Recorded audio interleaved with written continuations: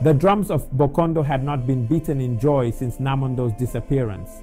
The once vibrant kingdom, known for its festivals and the rhythmic pulse of its music, had fallen into a state of silence. Chief Mutanda, the respected ruler of the land, was consumed with sorrow. His only child, Namondo, had vanished without a trace, and the mystery of his disappearance left a deep wound in the hearts of the people. They spoke in hushed tones, not daring to believe that the heir to the kingdom had been lost forever.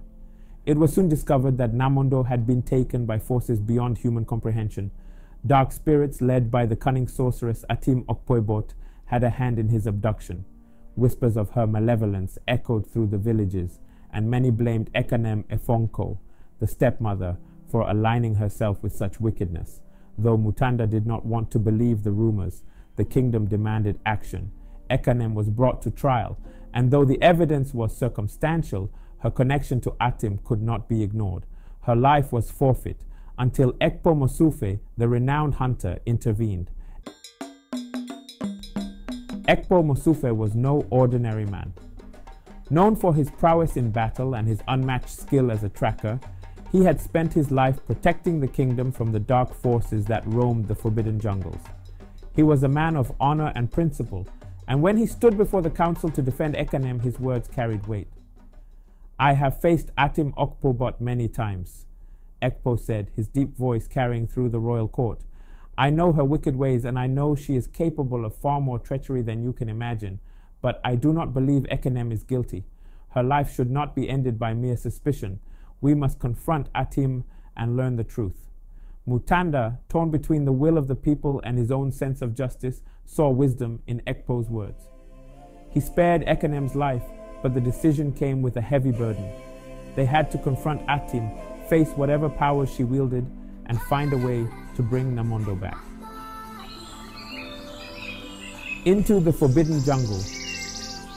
The journey to Atim Okpoebot's lair was not one for the faint of heart. The forbidden jungle was a place where spirits dwelled, and the line between the living and the dead blurred. Legends told of travelers who entered and never returned, their souls claimed by ancient gods who resented the intrusion. Chief Mutanda, Ekpo Mosufe, and a select group of warriors, men brave enough to venture into the unknown, set off into the dense wilderness. As they entered the jungle, the very air seemed to change. The sunlight was dimmed by the thick canopy overhead, and strange noises echoed from the shadows. The trees seemed alive, watching their every step, and the deeper they went, the more the air became heavy with magic. Though the warriors were skilled, the jungle was unlike any battlefield they had ever known.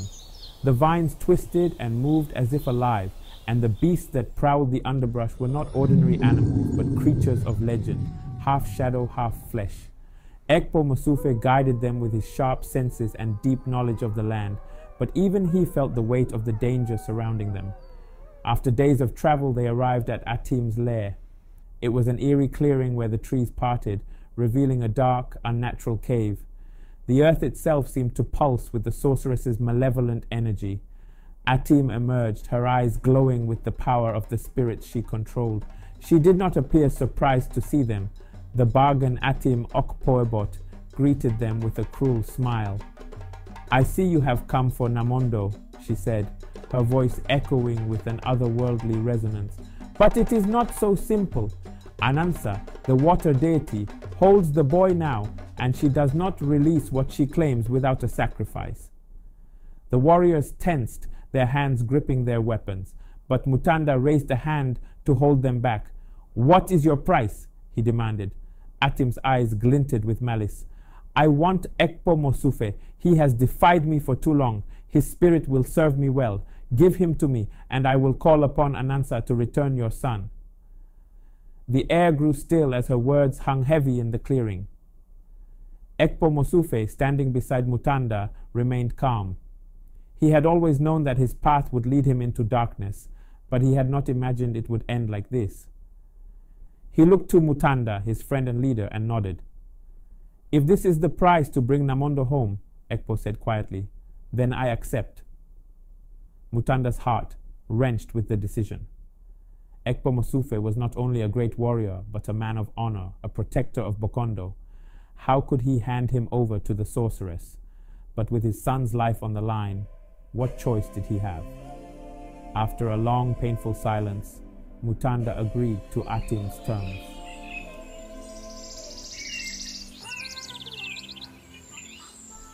Atim's price was not the end of their ordeal. The sorceress gave them a detailed list of bizarre and nearly impossible to find items required for the ritual to summon Anansa. Among these were the feather of the winged eagle, found only at the highest peak of the mountains, the tears of the moonflower, a delicate plant that bloomed once every 100 years deep within the caves, and the horn of the shadow beast, a creature thought to be extinct for centuries. To complicate matters, Atim warned that they had only 3 moons to complete the task. If they failed, Namondo would be lost forever to the watery depths. With Ekpo Mosufe's fate sealed, Mutanda and his remaining warriors left the jungle and began the grueling task of gathering the rare items. Their journey took them to the farthest reaches of the kingdom and beyond, each challenge more dangerous than the last. They climbed treacherous mountains where the wind howled with the voices of ancient spirits. They navigated labyrinthine caves where the walls seemed to close in on them, and every step echoed with the footsteps of the dead. They faced beasts born of nightmares, creatures whose very existence had been lost to myth, and only through sheer determination and skill did they manage to obtain each of the items. Meanwhile, Ekpo Mosufe, now a prisoner of Atim, was held in the deepest part of the jungle, his life hanging in the balance. But Atim's grip over the spirits was not as unbreakable as she believed. Queen Ofonso Bara, daughter of Bara Emba, had her own grudge against Atim.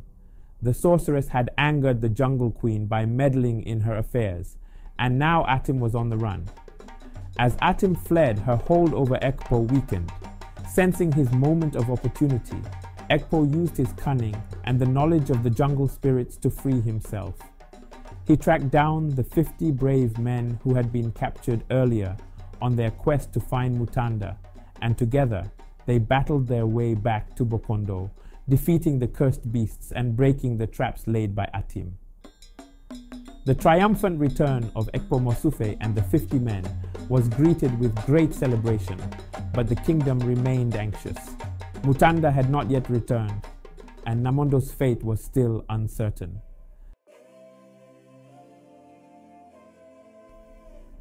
At long last, Mutanda and his warriors returned with the final items.